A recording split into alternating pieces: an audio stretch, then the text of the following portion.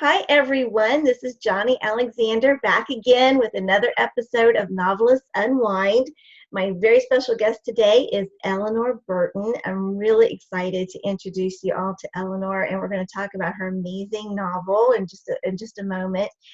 Eleanor and I are connected through the Mosaic collection, and if you've been following the episodes, you'll know that Stacy Monson was on here not too long ago. She's also a Mosaic collection author. We are a group of international authors who are writing contemporary novels, inspirational novels, and releasing one a month. So Stacy's was first, When Mountains Sing, and Eleanor is second with an amazing story called Unbound.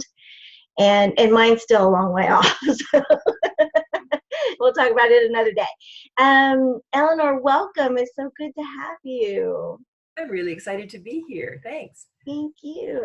And this is the first time we've seen each other face to face, that we've been interacting on Facebook and through emails for probably about a year now, I think, just as we're getting this collection started.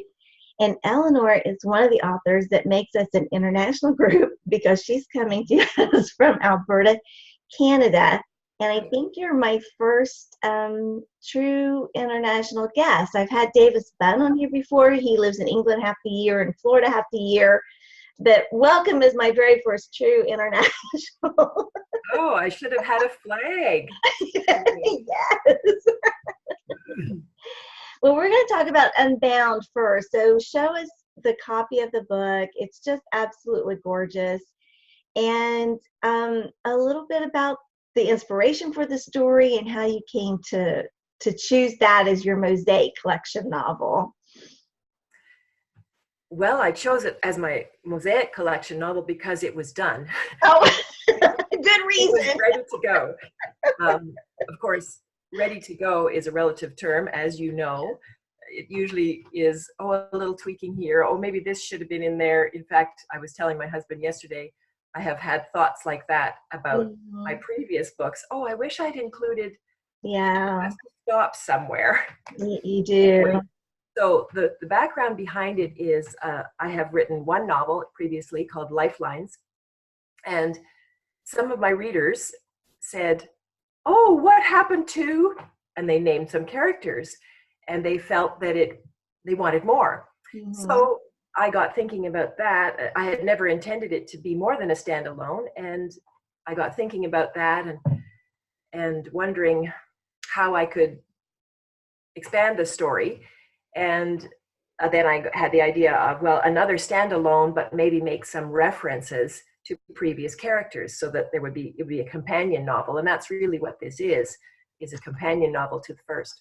That is so cool. And because I read Unbound and I read the description of Lifelines, it's Anna is the character. Yes. That is so cool. And I have to say, I started Unbound either Friday evening or Saturday morning. Now I forget.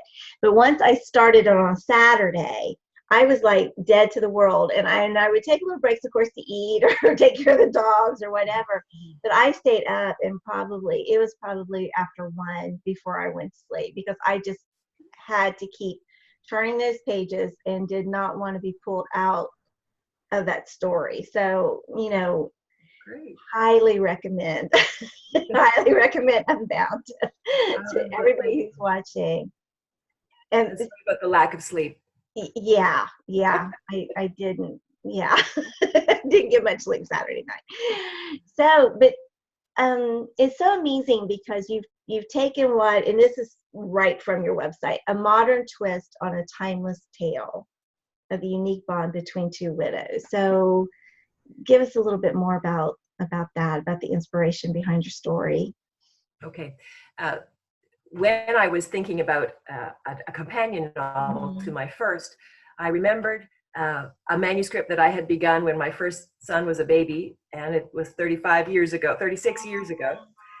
And I thought about that, and I dug it out, and it was all handwritten. There wasn't very much of it, but I had this wonderful brainwave. I would do biblical fiction. I would write the story of Ruth and Naomi in a modern setting.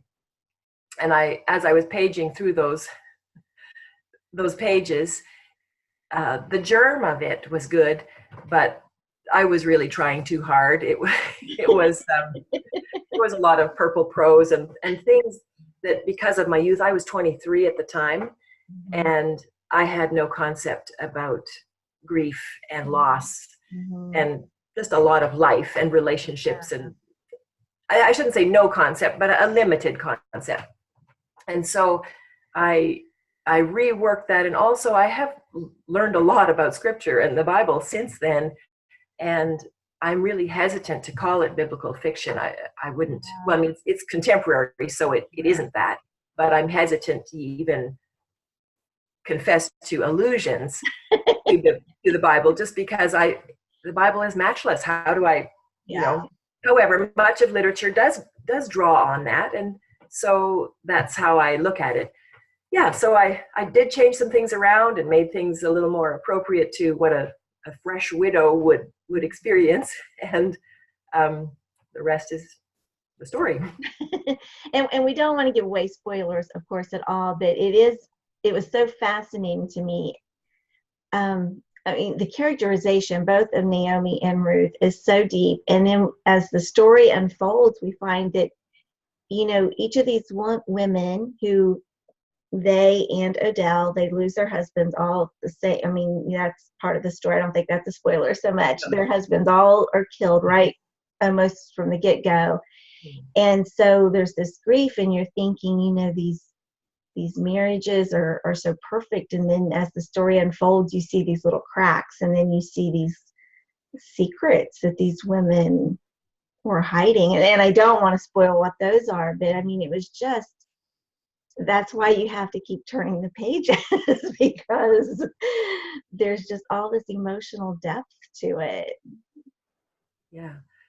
I enjoyed writing it, actually. I tend to get lost in my fiction, and my husband he usually guesses when we've gotten to bed at night, and then I get up suddenly and run to the computer, or run at least to write something down. He'll think, oh yeah, another idea. And so that's how it goes. But I did enjoy writing it, and it was probably the first novel that I have fairly seriously planned out. Really? And that helped it to be written. It was just such a good idea. It really was great. Yeah, it really was. And the story takes place in central Alberta, which is where you're from. And so it's very, you know, there's just this very deep sense of place. I mean, you can tell that you're someone, you know, the snow, you know, the trees and the landscape, which is also just adds to the whole story. And that's so different, you know, from where I've grown up and lived. And so that was fascinating too, just to feel like I was right there. And of course, you know, in Canada, so that's like exciting. And all of that too. But that's your background. And, you know, I do want to tell people that you have a background in agriculture journalism. And so these women and their husbands, they have this farm together, and they have alpacas, which again was very special to me because I've raised alpacas. Yeah, you said that. Yeah. No, I have no experience directly with alpacas. There's a farm not far from us that we go by, and I see them, and I've always kind of admired them, and I felt like, well, that's a kind of livestock that I could handle. They seem docile and just sweet, you know. They are. Not big and scary like bulls, but I've never. Skittish though, so you know, sometimes like it was when I think Ruth was just putting her hand. I thought she's got a really tame one because we only had one out of about 12 that you could do that to without them going like. Okay. Yeah. But you know, but sometimes they're more tame than others. But yeah, sometimes they can be really skittish, and they like to spit. Oh, they do too. I wasn't sure about that. I knew llamas did. Yeah, alpacas do too. They would spit on each other when you'd feed them, and so you just try to stay out of the way, you know, or else you're gonna get it too. Or during shearing, that was another big spitting time. And oh, okay. Yeah, there were a couple where the shearers would put a sock over their nose because otherwise the spit was just flying all over the place. But that's kind of getting off topic. But that was fun too, because you don't see alpaca in too many stories. So it was really cool. Of course, they're on the cover too, so that's really cool. That's really cool. Yes, I have to say that the first draft of the cover, the designer had put llamas there, and they look different. And I thought, people who know alpacas will know the difference, even though this is kind of small. So I had him change it. And it cost me to have him change it. So just for your sake. Yeah, I would have known, because there is a difference. They're very similar, but there's a difference. Show us the book again, since we're talking about the alpaca and all. Just hold it up there. Yeah, I just love it. I love the cover and love the story. Truly, truly just love the story. How did the ag journalism background help or hinder you from writing fiction? When I guess I'm thinking, journalism is pretty objective, and then fiction is just like, very subjective. So was it hard getting out of that mindset, or did, just having written being a journalist, did that help you write your fiction? Well, I was an ag journalist for a year and a half. Oh. So, long time ago too, I bet, because I know you homeschooled several children. Long time ago. And so it probably sounds impressive, and it isn't that great. However, it did make me interested in that whole field, and it helped me to know who to ask for about questions. My brother farms in Manitoba, about 12 hours east of me here, and so he was a source of some of the anecdotes about farming, like the two uncles and their various quirks. Some of those things, actually a lot of things, come from real life, from around here, or from what my brother has told me. So oh, that's cool. That's so cool. And tell us about your house.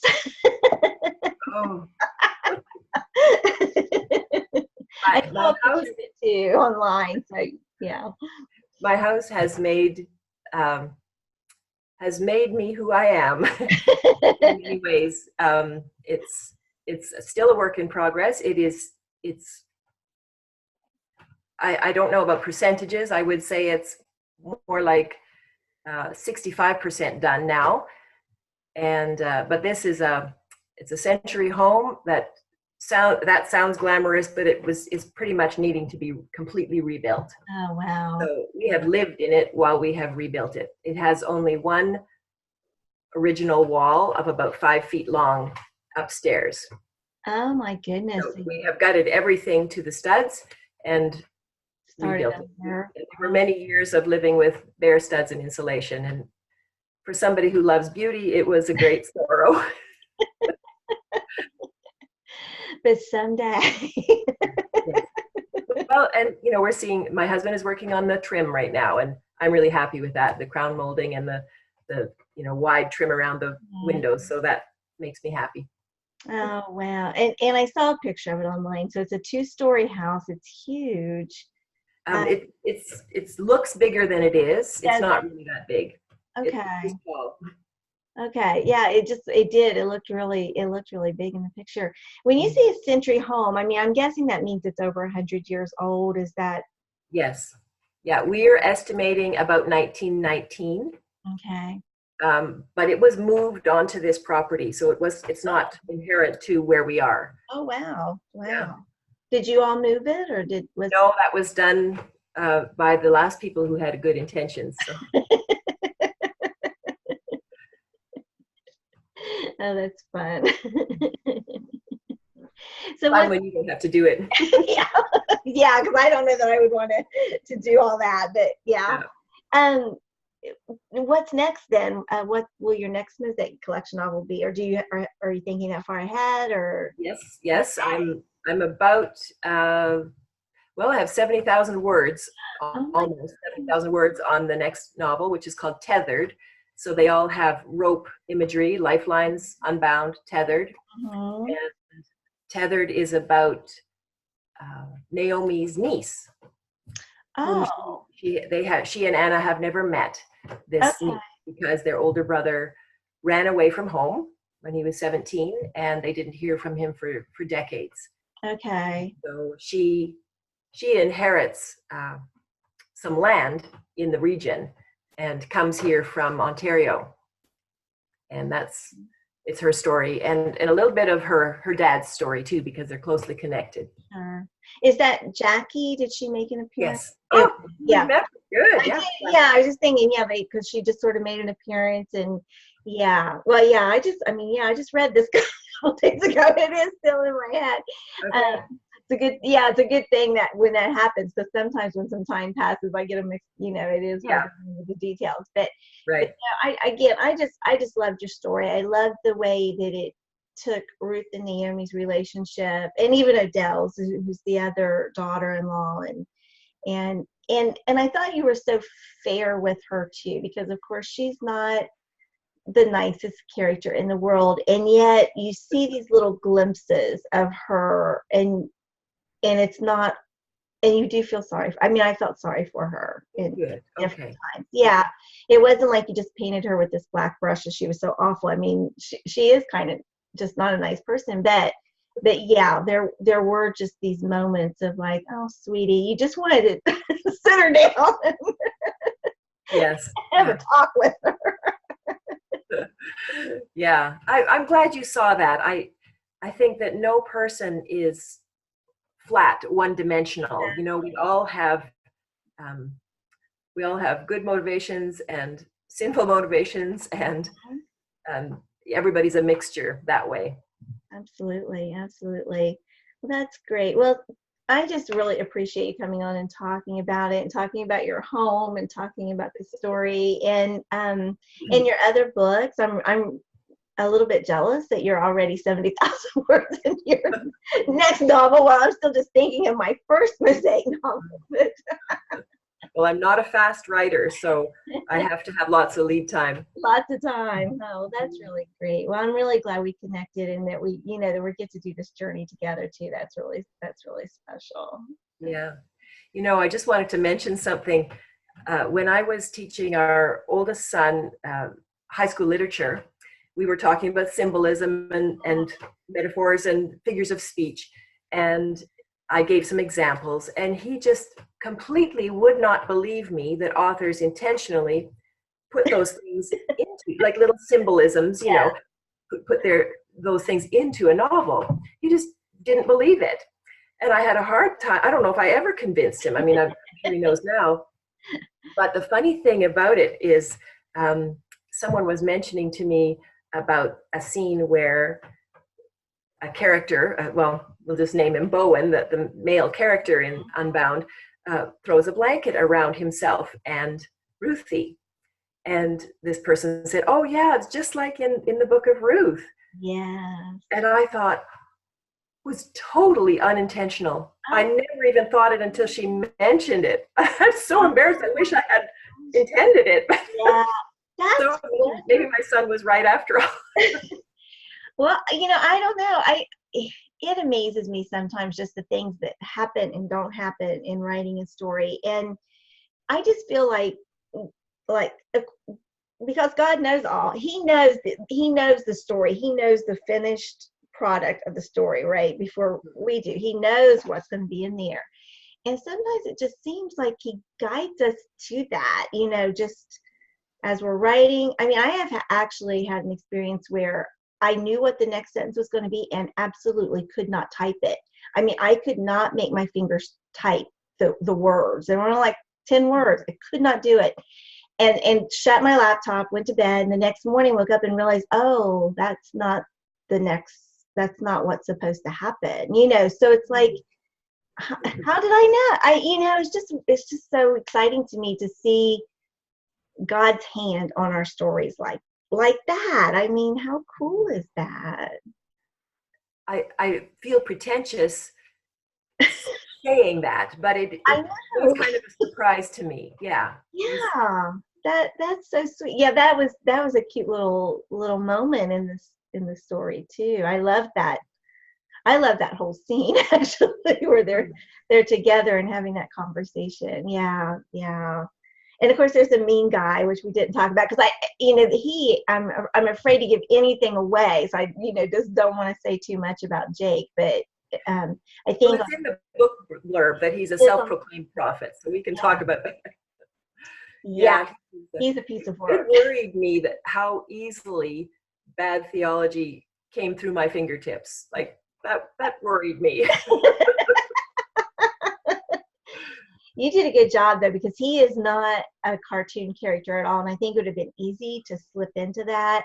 But he is just, yeah, he's wicked. He is. He is. And then you see that as the story unfolds, you see it more and more, and it's just like, wow. So Eleanor, amazing. I mean, it just amazing story. It's hard for me to believe it's only your second novel, really, because it just and that you actually started it like all those years ago. It's just written like a true professional. So congratulations. Thank you so much. Yeah, enjoying it. Really love it. Last question I always ask everybody who comes on is, when you hit the end, what do you do to unwind? Oh, probably go for a chocolate cookie. Yeah, and tell I usually tell my friends, my husband, and my writer friends get it. Yes. So those are the ones that I want to tell, because the other ones say, oh, like they pat you on the head. Exactly. Oh, that's cute. Well, thanks again for being my guest, and just wishing you the best with Unbound. And of course, the whole Mosaic collection. We invite everyone who's watching to keep track of all those novels as they come out, because they are just promise to be amazing. The two that are already out there are wonderful, and I just, knowing the little bits about what's coming is so exciting, and I think you're going to just enjoy that. And they are standalone books, I should say. I mean, it is one collection, but they're, different authors, and they're different stories, and so far all contemporaries, but not necessarily in the same genres. We're going to have some cozy mysteries, I think, coming up, and some different kinds of things. So Eleanor Bertin, again, thank you so much for being with me today. Appreciate it. Thank you, Johnnie. It's really been a pleasure. Oh, it has. Thank you so much. And thanks everybody for watching. We'll invite you back for all the episodes of Novelists Unwind. Thanks so much. Bye-bye. Bye.